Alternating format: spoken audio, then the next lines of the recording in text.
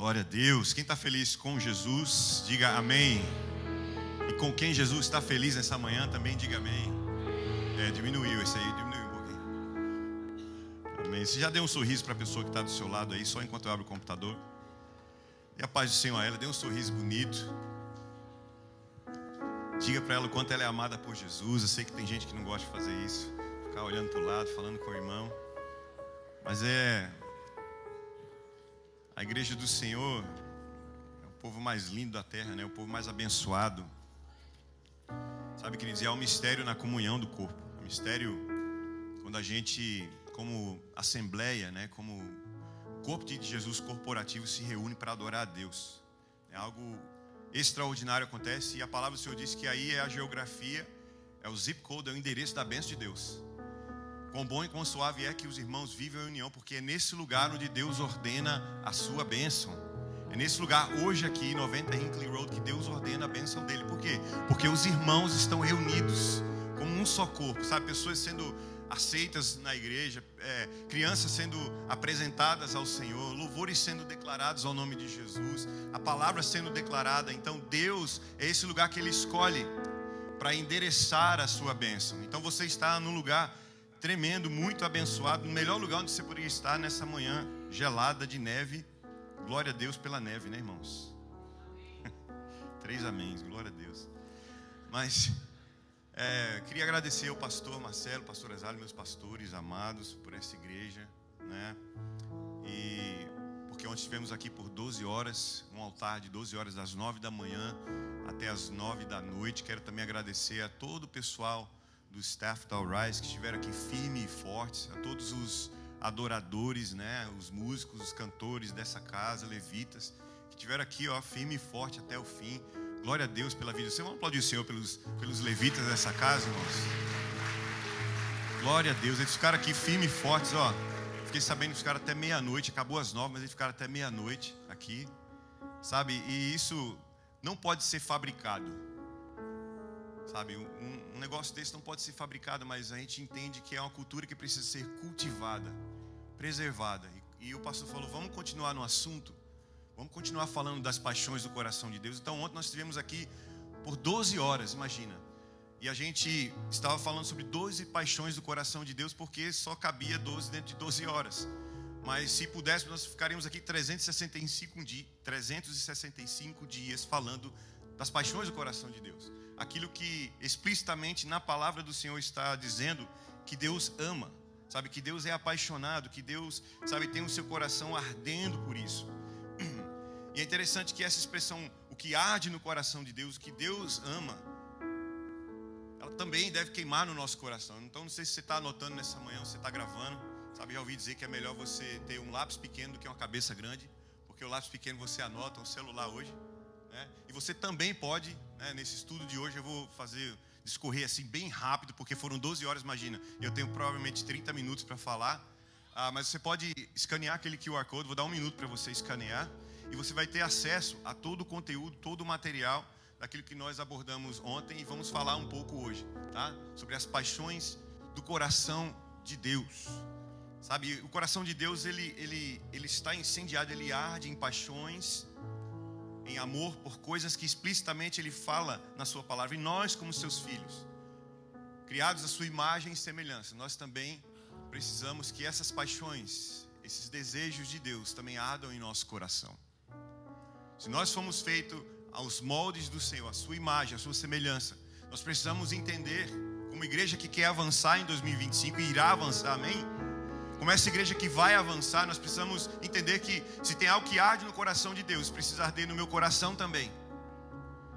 Se Deus tem um coração ardente por um assunto, eu quero me envolver nos assuntos de Deus, para também fazer com que o meu coração queime por aquilo que queima no coração de Deus. E nós andarmos com o nosso coração queimando por aquilo que queima no coração de Deus, está relacionada com a ideia do amor de Deus, o fogo do amor de Deus, a paixão do amor de Deus, que deve também assim, irmãos, incendiar o nosso coração. O profeta Jeremias, ele fala lá no capítulo 20, versículo 9, que o coração dele ardia pela mensagem do Senhor. Você pode abrir a sua Bíblia comigo? Jeremias 20, versículo 9, bem rápido, não é o tema, mas eu queria que você lesse como o profeta Jeremias, ele declara isso. de que a palavra do Senhor ardia em seu coração. Se puder colocar aqui também. Jeremias 20, versículo 9. Quer ver, ó? O profeta está meio indignado.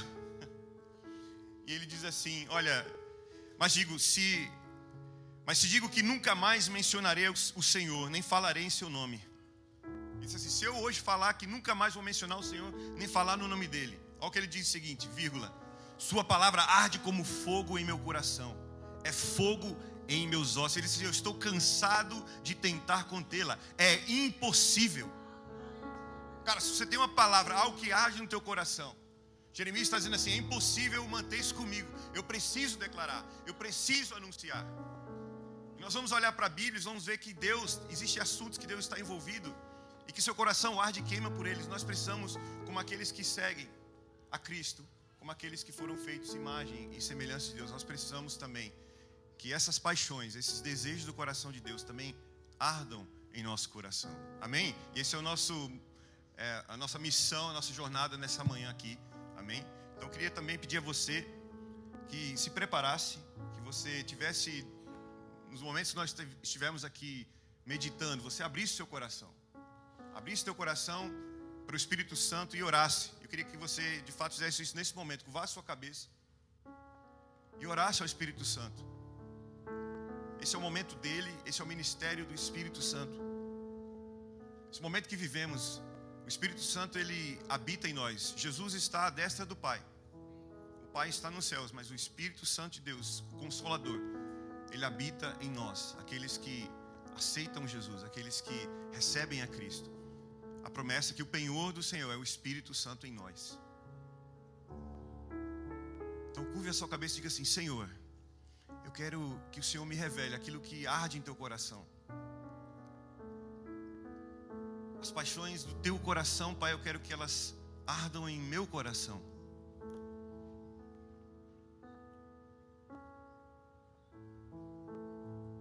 Que eu possa conhecer aquilo que fascina o seu coração.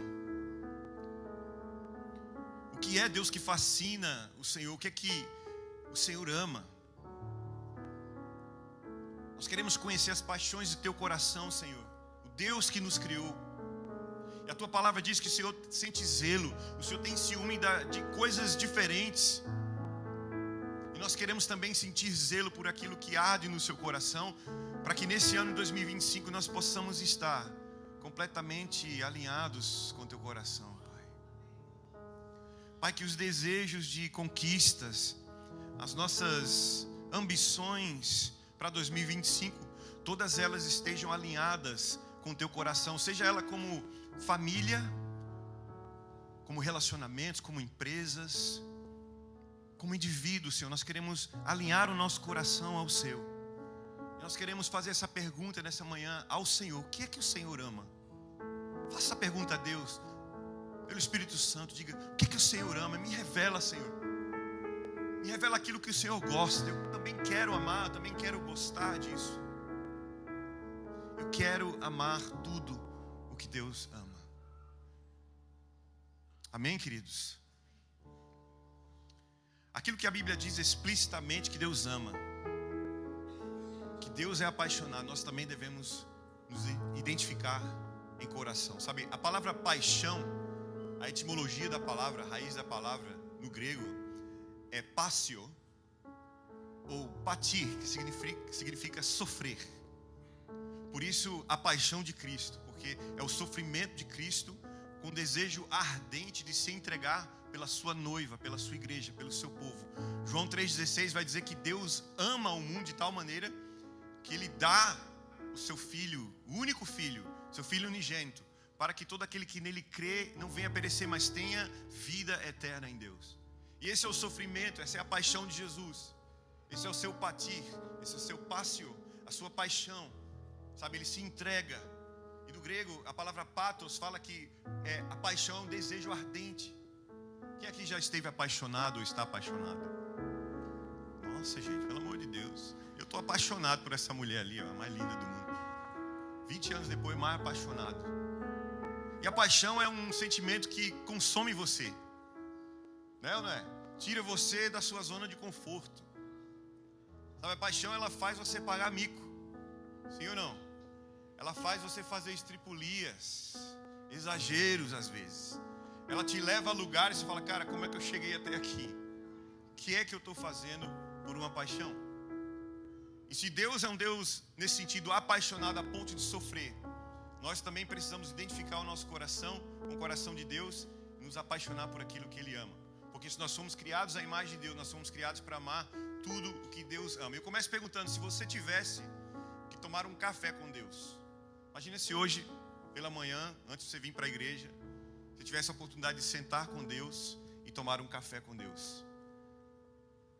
E você perguntasse, Deus, o que é que o Senhor ama? O que é que Deus diria a você? O que é que Deus falou para você nesse momento que você tirou para orar? O que é que Deus te revelou?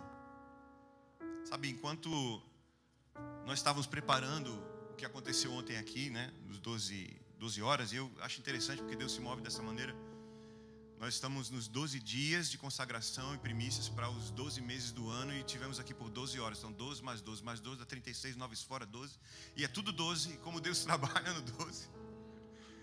E 12 fala de um governo, de uma administração, de uma gestão, de algo que Deus quer inaugurar.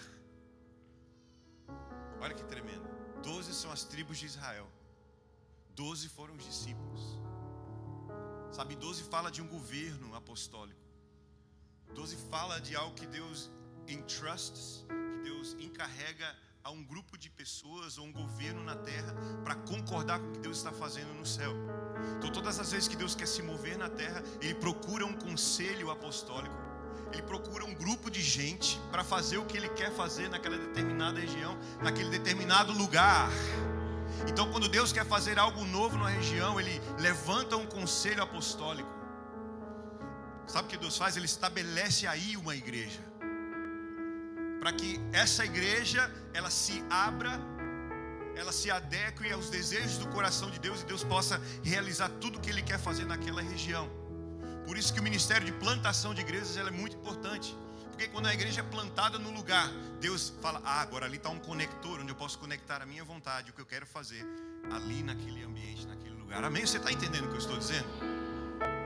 Sabe, esse conselho não se resume a uma região, a geografia ou uma igreja, um grupo de pessoas num prédio. Mas tem a ver também com as nossas casas, nossas famílias, porque a promessa de Deus para que Deus abençoasse as nações, toda a terra, começou com um homem. Sim ou não? Foi uma promessa que Deus faz no Gênesis para o seu amigo Abraão. E Ele diz, Abraão, sai da tua terra, sai da tua parentela, sai do teu lugar, da tua zona de conforto, teu lugar de segurança, porque ali era a sua língua. Ele estava na casa dos seus pais, ele estava perto da culinária do seu povo. Sim ou não? E Deus fala para ele assim, sai daí e vai para o lugar que eu ainda vou te mostrar. E o pastor leu aqui nos 12 dias, ele disse, uma passagem que Deus fala para Abraão, levante-se e percorra essa terra que eu já te dei, de leste a oeste, de norte a sul. Vai, percorre, pisa nela. E Abraão, ele então decide deixar a casa de seus pais, o conforto, talvez o seu retirement, naquele lugar, aquela casa que seu pai havia deixado para ele, para habitar em tendas. E assumir o compromisso de viver em tendas, algo transitório. Por quê? Porque a palavra diz lá, o escritor aos Hebreus escreve, dizendo que Abraão, ele esperava uma cidade que não é daqui. Ele esperava uma pátria que não é daqui. Porque a nossa cidadania não é nem americana nem brasileira, é celestial, irmãos. E nesse lugar você é legal. Ninguém te deporta dali. Ninguém tem poder para te arrebatar dali. Porque nós temos a nossa origem em Deus. Essa é a nossa origem. Esse é o nosso passaporte. Essa é a nossa cidadania. Nosso certificado de nascimento é em Deus. Então, pelo que o coração de Deus é apaixonado nesse dia. Geralmente a gente fala, né, do que a gente é apaixonado. Já vi alguém, conversa com uma pessoa, que o pastor sempre diz, 5 minutos você vai ver o que é que ela é apaixonada. Você vai ver o que é que está no coração dela. Você vai ver do que o coração dela está cheio. E você sabe pelo que você é mais apaixonado, porque é isso que você mais fala. Sonda você aí, o que é que você mais fala na vida? Jesus, então você é apaixonado por Jesus. É do teu time de futebol? Não, faz isso não. É de quê? É de dinheiro, é do dólar?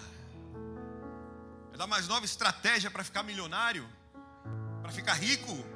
É isso? Hã? Os 7 passos, os 12 passos para você dar mais 24 e comprar mais livros meus para ficar rico. Sabe, eu fui no Brasil, gente. Abri um parênteses aqui, não tem nada a ver com o assunto, mas em julho desse ano passado, 2024, e a gente parou ali em Cuiabá. Quem é de Cuiabá? Tem gente de Cuiabá? Muito bom lá. E aí eu fui naquelas lojinhas assim, comprar uma água, um chiclete, um negócio. E eu parei assim diante de um bookstand. Não estou mentindo, irmãos. Todos os livros era livro para você ficar rico, ensinando para você ficar rico. Todos os livros estavam ali. Eu falei, não, eu queria um assunto diferente, um livro diferente para eu ler aqui. E aí chegamos em São Paulo, mesma coisa. E quem está ficando rico, quem está vendendo o livro para você ficar rico, né? E você lê e até agora, né? Ei, pastor. Mas glória a Deus, Deus é apaixonado. Amém. Vamos voltar para o assunto. Mas isso que você mais fala denuncia aquilo que você é mais apaixonado. Seu coração fala a sua boca. Diga comigo, meu coração, ele fala a minha boca. A Bíblia diz que a boca fala do que o coração está cheio. Então olha só como é interessante. Quando teu coração enche de um assunto, transborde a boca. O coração de Deus se encheu de paixão, de amor. Sabe o que Deus fez? Ele fez, haja. O coração de Deus se encheu assim. Tem um amor aqui na Trindade que eu não consigo conter isso aqui. Deus ama o Filho, o Filho, o Espírito, Deus. Eles ficam nessa sinergia de amor na Trindade. E esse amor, ele explode e enche o coração de Deus. Deus fala, haja, e tudo houve, passou a existir. E Deus criou você, porque out of the overflow of God's heart, Ele fez você. Sabe, da abundância de amor do coração de Deus, Ele nos criou, Ele nos formou, nos moldou para sermos seres que são amados e que amam. Você foi criado simplesmente para isso, não foi para qualquer outra coisa, mas para amar e para ser amado por Deus. Por isso a gente crave tanto ser amado por alguém. Por isso que nós não conseguimos sobreviver sozinhos, porque nós somos seres criados para amar, para interagir, para estar no meio de outros seres igual a gente. Você está comigo, igreja? Sabe, o que está sempre em suas palavras é o que captura os desejos e a paixão do seu coração.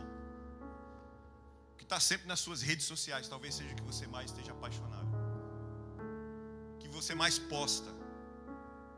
Agora tem uma premissa aqui, uma geração que se conforma ao coração de Deus, ama tudo que Deus ama.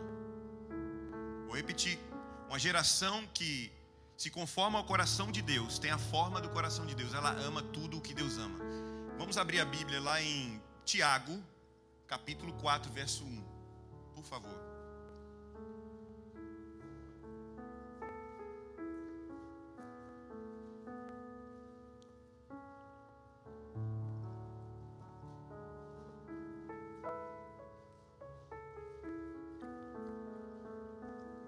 Eu quero, nesses próximos minutos, fazer um compromisso com você e você comigo.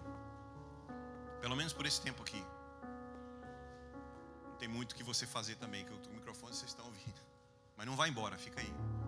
Porque se eu ver você saindo daqui, eu acho que você está indo buscar alguém para ouvir o que eu tenho para dizer. Não vou achar que você está indo embora, porque está chato. Mas eu quero que você se esvazie de todos os seus desejos. Agora, só por esse momento, tá? Depois você pega eles na saída. Mas tudo aquilo que você deseja, que você quer, que você anseia. Vamos fazer esse exercício por agora? Se esvazia. Sabe, deixa de lado agora. É como se você não tivesse mais nenhum desejo seu, mas uma paixão sua. E a gente mergulhe nisso aqui, comece a meditar e entender o que queima e arde no coração de Deus.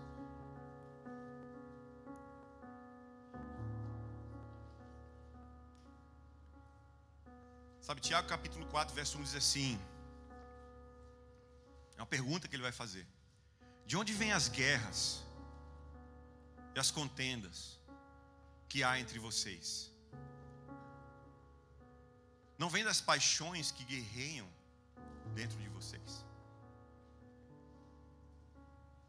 Tiago está escrevendo assim, olha, de onde que vem todas essas coisas, sabe, que aparentemente são ruins, e são ruins, de fato, de verdade, como guerras, como brigas, contendas, desavenças. De onde vem tudo isso? Qual que é a origem, qual que é a raiz disso? Se não, ele está dizendo, das paixões que guerreiam dentro do coração de vocês. Sabe por quê, irmãos? Porque Satanás, ele pega os nossos desejos, não os nossos, e se a gente permitir, ele leva a lugares que nos corrompem. Por isso que a gente vê versículos como esse, nós vemos exortações como essa. Em outras palavras, a gente foi criado para, sermos apaixonados, mas somos apaixonados por coisas que não fomos projetados para amar. Existem coisas que você não foi projetado para amar.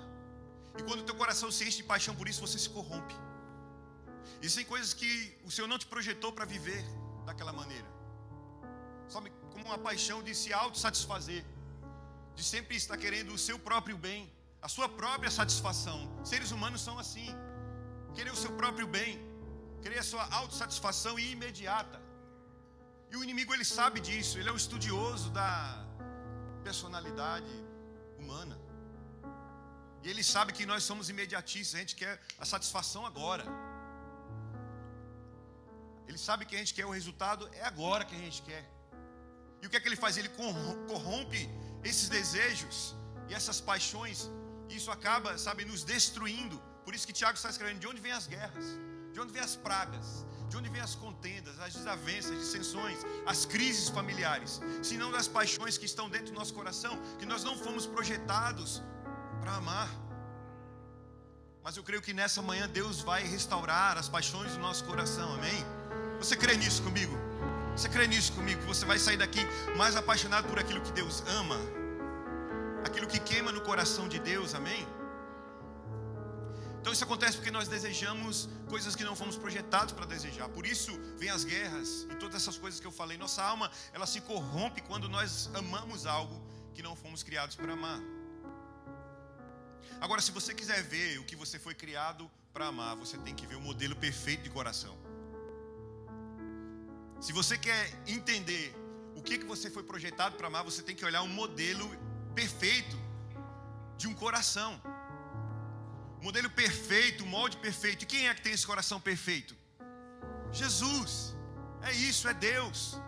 Então, se eu preciso amar de maneira perfeita, eu preciso olhar para o coração perfeito de um Deus perfeito, que ama perfeitamente, para que eu me adeque. E Deus começa, irmãos, a alinhar minhas afeições, minhas emoções, minhas decisões e as minhas paixões, irmãos.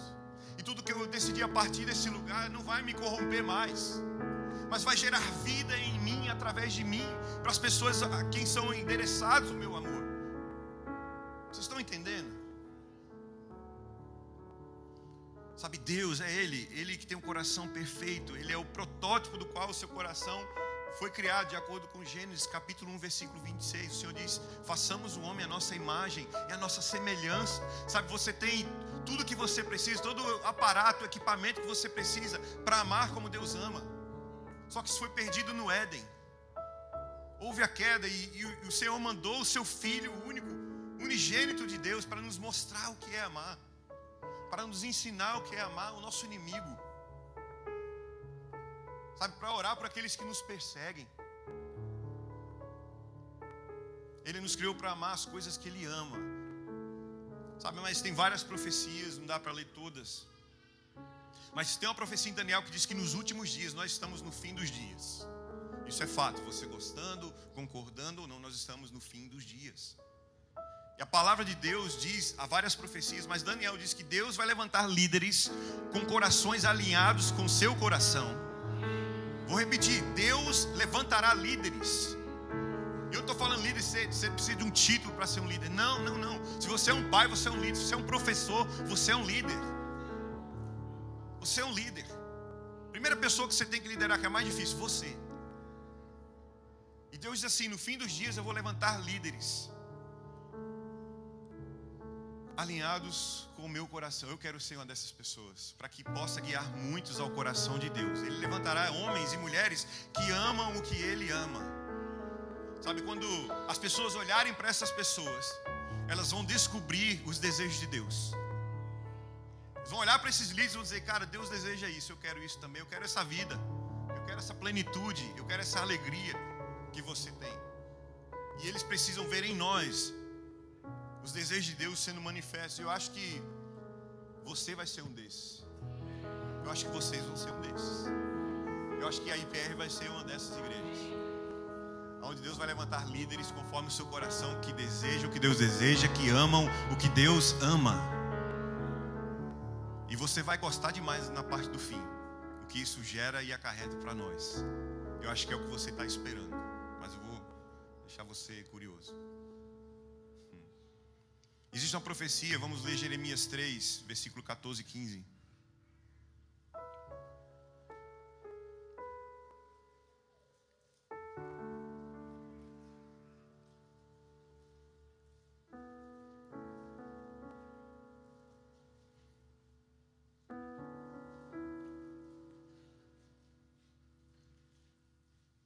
Olha o que o Senhor diz aqui. O Senhor diz, que está falando é Deus: voltem para casa, filhos rebeldes, pois eu sou seu mestre. Eu os trarei de volta a Sião, um dessa cidade, 2 daquela família, de onde quer que estejam dispersos. E o versículo 15 diz assim: eu lhes darei líderes segundo o meu coração. Uau! Que os guiarão com conhecimento e entendimento. Deus está falando: eu vos darei pastores. Tem alguém que tem a versão pastores na sua Bíblia? Eu vos darei pastores segundo o meu coração. Sabe qual é o problema de hoje? É que a Bíblia está dizendo que Deus vai dar pastores para igrejas. E nós temos acreditado que Deus dá igreja para pastores. Mas Deus dá pastores para as suas igrejas. O pastor é o Senhor. Ele é o pastor das ovelhas. Ele é o pastor de todas as ovelhas. E ele disse assim: eu vou dar pastores para a igreja. Eu vou dar líderes conforme o meu coração, que amam o que eu amo. Eu lhes darei líderes segundo o meu coração. Ou seja, líderes que amam e desejam o que eu desejo. Então siga pessoas, irmãos, que desejam o que Deus deseja, que amam o que Deus ama. Não aqueles que massageiam o seu ego, que dizem que tudo vai estar bem, mas que pastoreiam a sua vida mostrando os desejos, as paixões do coração de Deus para você. Amém? E Deus diz assim: eu vou converter os filhos rebeldes, porque eu sou o seu marido. Eu desposei você. Grave isso no seu coração, porque eu sou o seu marido. O Senhor está falando para o seu povo. Sabe, eu vou pegar cada um de uma cidade, 2 de cada família, pessoas-chave, um de uma casa, 2 de uma família. Sabe, eu vou apresentar Sião, Sião representa a habitação de Deus, o quarto de Deus, o lugar da presença de Deus. Ele diz assim: eu vou dar pastores segundo o meu coração. Sabe, Deus vai levantar uma geração que ama o que Ele ama, que descobre as suas paixões, que quer amar o que Ele ama. Sabe, vai dar autoridade para essas pessoas, para guiar a outros. Não sei se você está entendendo, talvez não seja o que você saiu de casa para ouvir nessa manhã, mas eu vou te dar, sabe, a chave que você quer. É que se você entender isso, vai existir um destravar incrível, sobrenatural, extraordinário na sua vida. Isso não é palavra motivacional. O que eu estou dizendo é a palavra de Deus. Porque nós vamos ver daqui a pouco que líderes que se adequam, que se amoldam ao coração de Deus, eles se tornam, irmãos, atraentes. Você quer ser atraente para Deus? Para Deus, tá? Eles se tornam pessoas atraentes, onde Deus quer abençoar, Deus quer mostrar favor, Deus quer, sabe, incrementar, Deus quer fazer prosperar, Deus quer fazer avançar. Deus quer fazer avançar aqueles que têm o molde, a forma do seu coração. Olha lá, 2 Crônicas 16, 9. Vamos abrir bastante a Bíblia. 2 Crônicas 16, 9.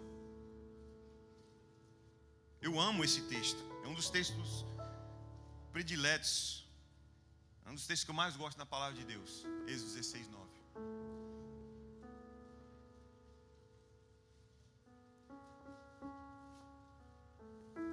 Eu vou ler na versão Almeida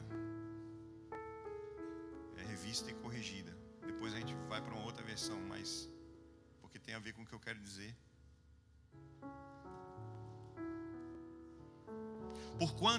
Porque quanto ao Senhor, olha só isso aqui.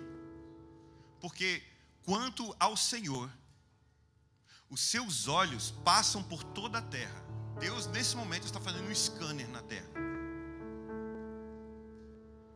10:44 e 40 segundos. Deus está escaneando Raianes. God is searching out the hearts right here. Deus está sondando os corações nesse momento, nesse lugar. Os olhos do Senhor estão passando por aqui. E quando Deus olha para a gente, Ele não vê como a gente vê. Deus vê, nós olhamos o exterior, a roupa que está vestindo, o estilo, está na palheta, né? Mas Deus, Ele está olhando um coração aí, que Ele gosta. E a Bíblia diz assim, que os olhos do Senhor passam por toda a terra para mostrar-se forte para aqueles cujo coração é perfeito para com Ele. Nisso, pois, proceder. Isso aqui você tem que ler o texto todo para entender, mas vamos parar aí. Que os olhos do Senhor estão sobre toda a terra escaneando, mostrando, procurando alguém que tem um coração, nessa versão fala perfeito. E o que é um coração perfeito? Nós vamos ver. Mas em outras versões vai dizer um coração totalmente dedicado a Ele. Isso é um coração perfeito. Não é um coração que não erra. Veja bem. Não é um coração que não erra, mas é um coração que é totalmente dedicado a Deus. Esse é um coração perfeito. E a Bíblia está dizendo que um coração dedicado a Deus é um coração que tem as paixões que tem no coração de Deus. A Bíblia está falando que um coração dedicado e perfeito é um coração que bate no ritmo do coração de Deus, que ama aquilo que Deus ama. E o que é que Deus quer fazer com essas pessoas? Deus quer mostrar a sua força para com eles. Outra versão vai dizer, Deus quer mostrar o seu favor. Então, se você quer o favor de Deus, quem quer o favor de Deus? Quem quer a graça de Deus, a bênção do Senhor aqui? Sabe, então, vamos adequar o nosso coração, vamos alinhar o nosso coração, vamos dedicar o nosso coração em perfeição a Deus, amando o que Ele ama. E Deus não tem problema de olhar para nós quando Ele escanear a terra e olhar, olha, ali tem uma pessoa que eu posso depositar a favor, ali tem uma pessoa que eu posso me mostrar forte para com Ele, porque o coração é totalmente dedicado a mim. Irmãos, Deus não tem problema em dar glória, em dar fama, em dar dinheiro, em dar prosperidade, em dar relevância para ninguém. Deus não divide a sua glória, mas Ele quer mostrar o seu favor com alguém que tem um coração dedicado a Ele. Tem alguém com o coração dedicado a Ele aqui? Eu não sei você, mas esse é o desejo da minha vida. Porque ao final de contas, quando chegar aquele dia de nós prestarmos conta de tudo a Deus, as conquistas que nós tivemos que estavam fora desses desejos, elas não vão valer muita coisa. O nosso galardão vai ser desfrutar delas aqui. Mas se o nosso coração se adequa a paixões sabe, aquilo que arde no coração de Deus, e a gente se empenha nisso, trabalha nisso, isso que é gerado desse ambiente é eterno. Não vai passar nunca. Aí Deus quer mostrar favor para você executar, sabe, essas coisas e viver na plenitude de estar incluído nesse plano. E aí você desfruta de tudo aquilo que você está correndo atrás. Os olhos do Senhor procuram aqueles que têm um coração perfeito para Ele. Um coração perfeito, como eu falei, não é aquele que nunca comete erro, mas um coração que aprendeu a amar o que Deus ama. Quem quer aqui um coração que aprendeu a amar o que Deus ama? Vamos esperar não, vamos orar agora. Senhor, em nome de Jesus, ore, peça a Deus esse coração. Me revela, Senhor, a Tua palavra, como que faz para chegar aí. Eu quero que esse coração, Pai, que quando o Senhor olha, o Senhor quer, o Senhor fica ansioso de, sabe, manifestar o Teu favor, a Tua graça, a Tua bênção, Senhor. Acha esse povo em Raianes, acha esse povo aqui, Senhor, em Cape Cod, em nome de Jesus, que ama o que o Senhor ama. E quando nós fazemos é como se a gente fizesse, irmãos, uma espécie de ecocardiograma do coração de Deus. Sabe aquele exame que faz assim? E se nós víssemos cada vez que o coração de Deus, ele bate, ele dá um pico assim, é uma paixão, é algo que ele manifesta na sua palavra, dizendo assim, eu amo isso. O primeiro deles foi o que a pastora Zali falou pra gente aqui logo no início das 12 horas, que é a paixão pela intimidade. Eu queria tocar nisso antes de eu encerrar. A paixão pela intimidade. Eu queria que colocasse aqui e você abrisse em Salmo 51, 6.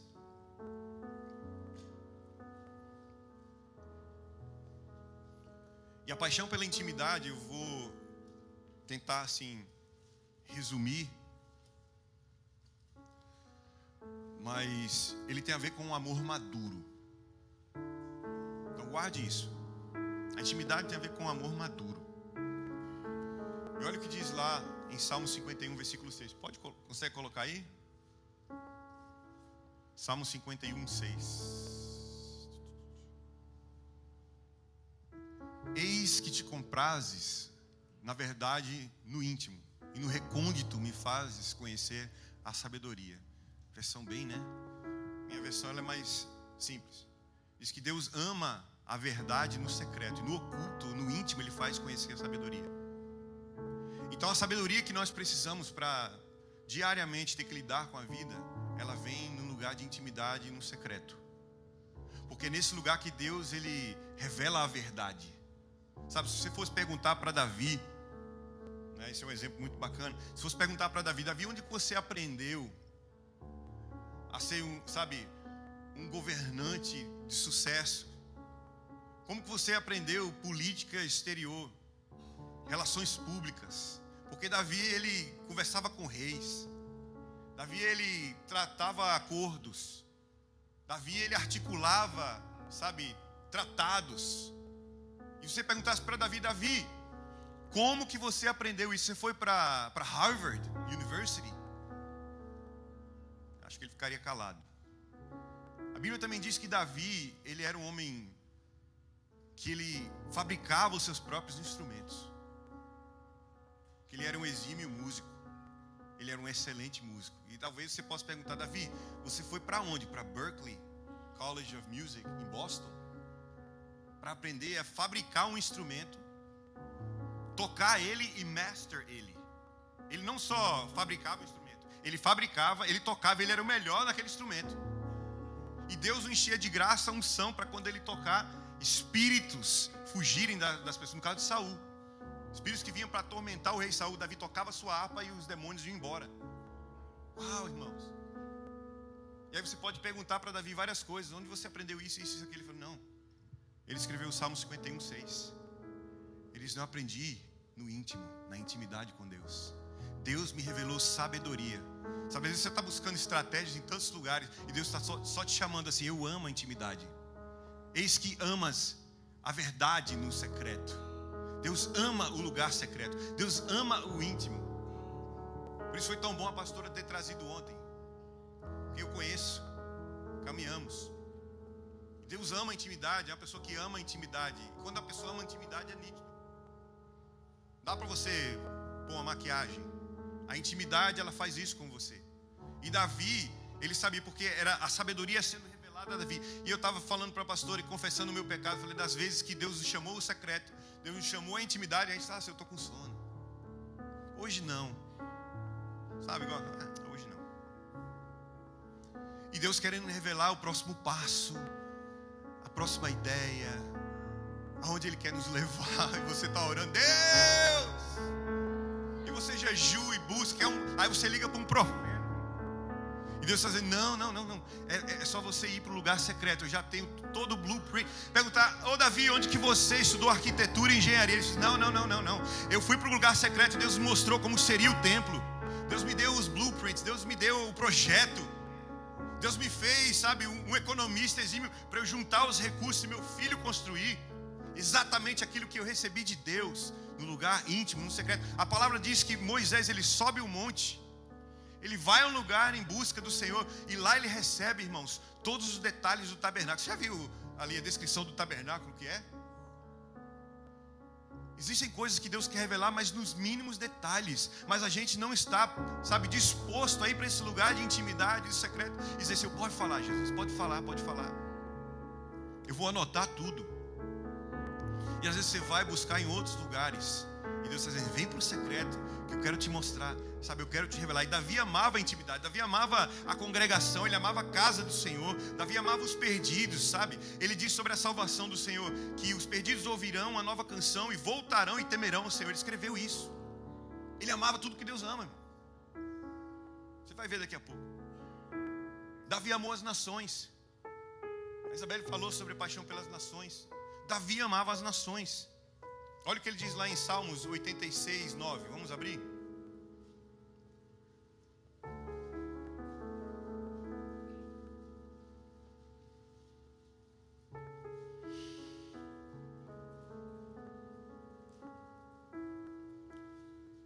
Uau. Vamos ler o versículo anterior a isso.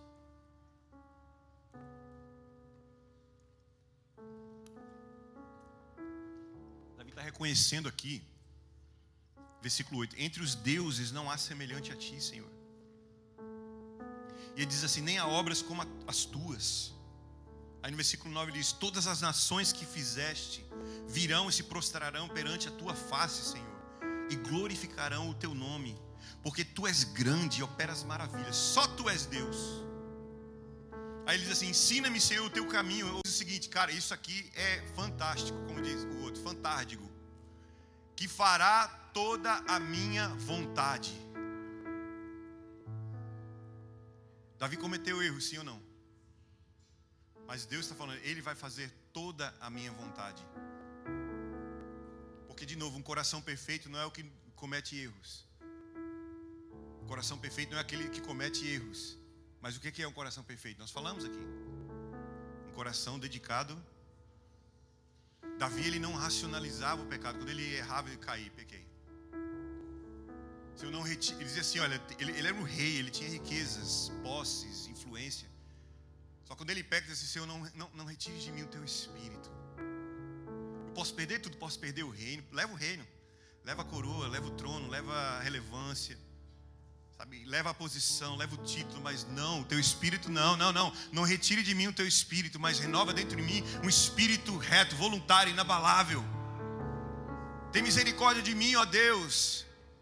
Tem misericórdia de mim, ó Senhor. Afasta de mim as minhas transgressões. E ele diz: o meu pecado está sempre diante de mim. Não me lances fora da tua presença, mas renove dentro de mim um espírito reto, pois eu conheço as minhas transgressões e o meu pecado está sempre diante de mim. Apaga as minhas transgressões, ele diz, mas não retire de mim o teu espírito. Queridos, eu tenho um amigo meu que fala assim: tem 3 tipos de crente. Tem um crente medroso, tem um crente interesseiro e o apaixonado. Ele diz assim que o crente medroso é aquele que tem medo do inferno. Ele está na igreja porque ele não quer ir para o inferno. Se hoje tivesse um decreto celestial, o inferno acabou, ele não vinha mais para a igreja, porque ele não tinha perigo de ser condenado, ele não vem mais. Tem o segundo tipo de crente, que é aquele interesseiro. Ele só quer saber do céu. Não, eu quero os benefícios do céu. Tem rua de ouro, tem mar de cristal, tem uma mansão, tem aquilo, tem aquilo. Não, vou ter lá, vou ter o carro que eu quero no céu. Vou deslizar por rua de ouro. É o Michael Jackson. Ele vai dançar ali. Ele é o interesseiro. Se Deus disser assim: olha, não vai ter mais céu. Então não vou. Quero não. Estava doido para uma rua de ouro. Ia ficar catando ali, né? Esse é o crente interesseiro. E tem um crente apaixonado. Diz assim: se o Senhor não estiver no céu, aí eu não quero. Eu quero é o Senhor. O que é o inferno, irmão? É a ausência de Deus. O lugar onde Deus não... A ausência de Deus com a sua presença interagindo. Lógico que Deus está lá julgando. Mas isso é o inferno, é não ter Deus.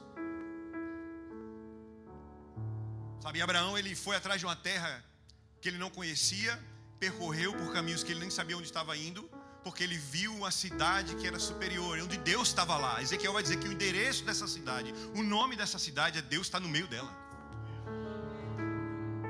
Ei, você vai morar onde? Deus está no meio dela.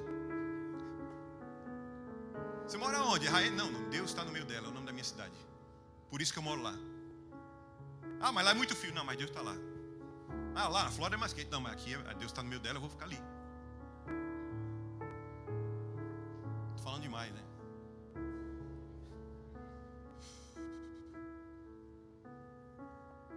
É um coração, irmãos, de Davi, que diz assim: eu vou cumprir todos os desejos de Deus.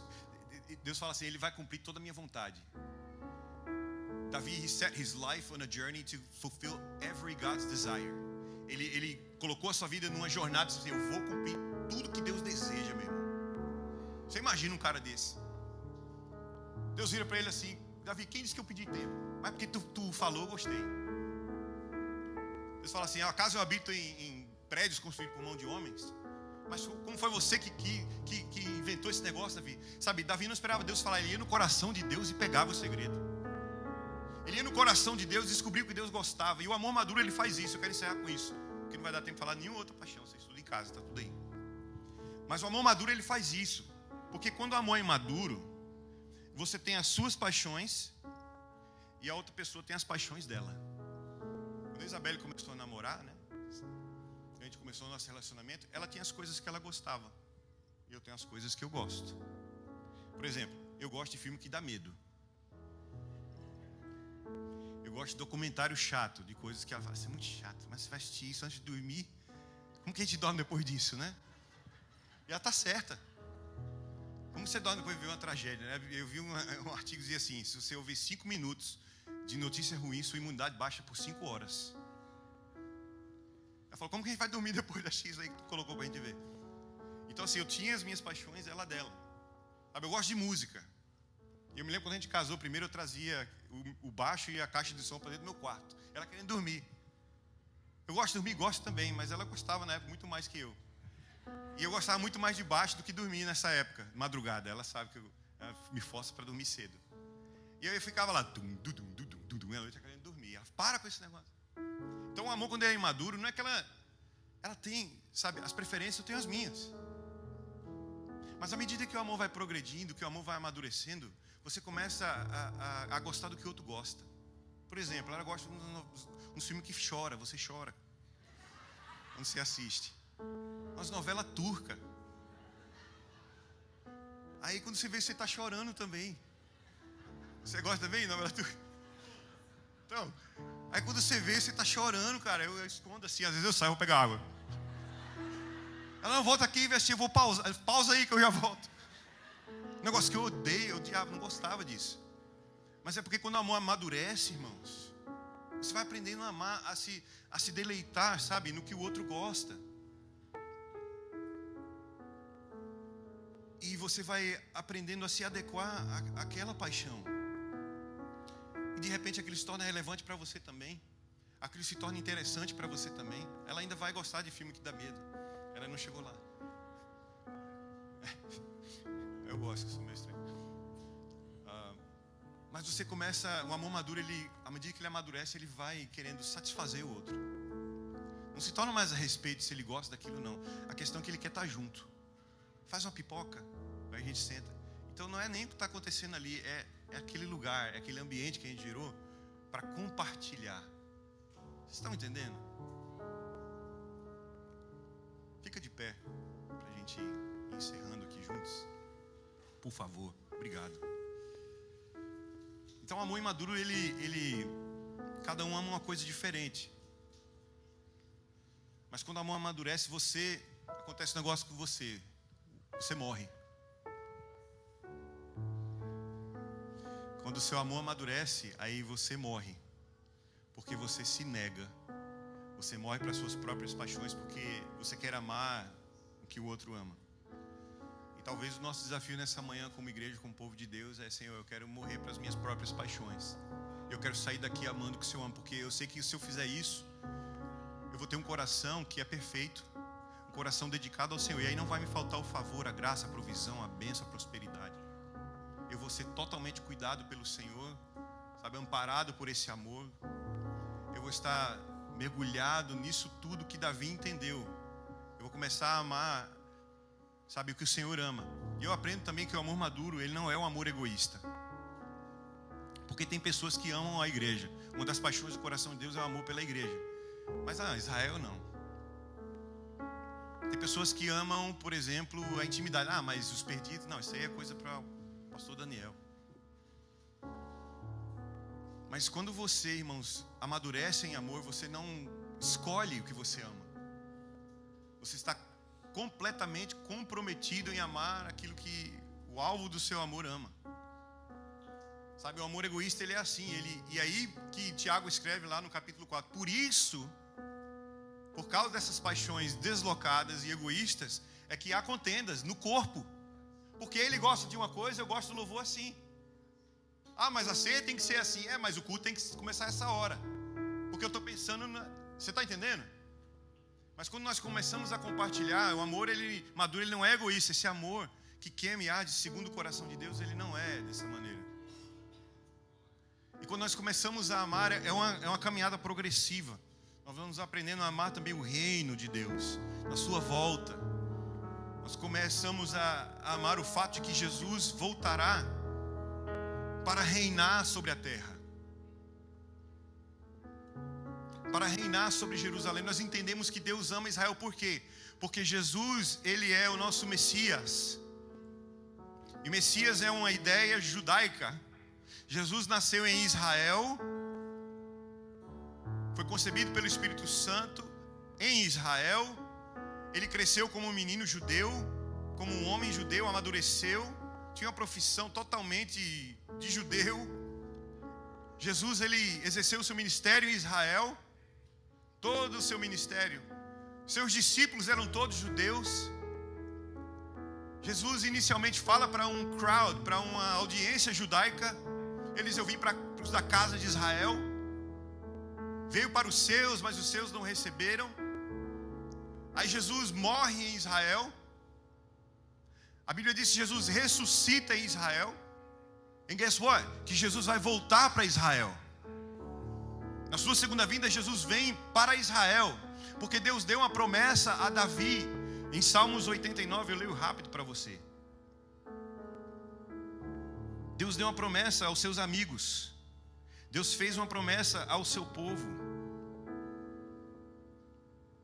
E Deus cumpre cada uma dessas promessas. Sim ou não, irmãos? Bom, não vai dar tempo de ler, bem longo. Lê em casa, 89. Mas Deus está dizendo que Ele vai cumprir, Ele vai guardar cada uma das suas promessas que Ele fez ao seu povo Israel. E Ele vai voltar para reinar sobre o trono de Davi, porque no Salmos 89, Deus faz uma promessa a Davi que não faltaria reis sobre o trono dele. Que Deus daria a ele uma dinastia perpétua, ou seja, quem fosse governar do trono de Davi, governaria para sempre. Deus estava falando de quem? Do seu filho, Jesus, porque Jesus é da linhagem de Davi. Ele é a raiz de Davi, filho de Davi. Lembra o cego? Filho de Davi, tem compaixão de mim. Ele é da linhagem de Davi. Então, se o coração de Deus queima por essa nação, que Ele irá restaurar, Paulo escreve em Romanos capítulo 11, versículo 26, ele diz que todo Israel será salvo. Nós precisamos também nos identificar em amor por Israel, orar pela paz de Jerusalém, porque há um projeto, há um propósito de Deus que vai acontecer naquela região do mundo, não é no Brasil. Mas no fim dos tempos nós olhamos para o livro de Apocalipse, que acontece no Oriente Médio, e nós precisamos nos posicionar. Como a Bíblia diz também que o Senhor ama a segunda vinda de Jesus. Paulo escreve a Timóteo isso, ele diz assim: olha, Timóteo, eu vou te escrever uma coisa, vai ser difícil no fim. E Paulo está nos últimos dias, Newton falava ontem aqui, e está no fim dos seus dias. Ele diz assim: eu estou na prisão, está frio, traz a minha capa, traz também uns pergaminhos, eu preciso ler alguma coisa, eu estou preso aqui. Mas olha só, que você, tem como colocar aí, paixão pela sua vinda, aqui, e a gente lê o versículo que está lá. Ele diz assim: Timóteo, se mantenha firme, sabe, Paulo diz assim: eu combati o bom combate, completei minha carreira e guardei a minha fé. Mas tem algo que, acho que é o de Timóteo, desculpa, alguém puder, vê se eu acho aqui. Por que isso é relevante, irmãos? Porque é como a gente se mantém firme no fim dos dias. Porque é como a gente se mantém de pé no fim dos tempos. Em dias como esse que a gente tem vivido.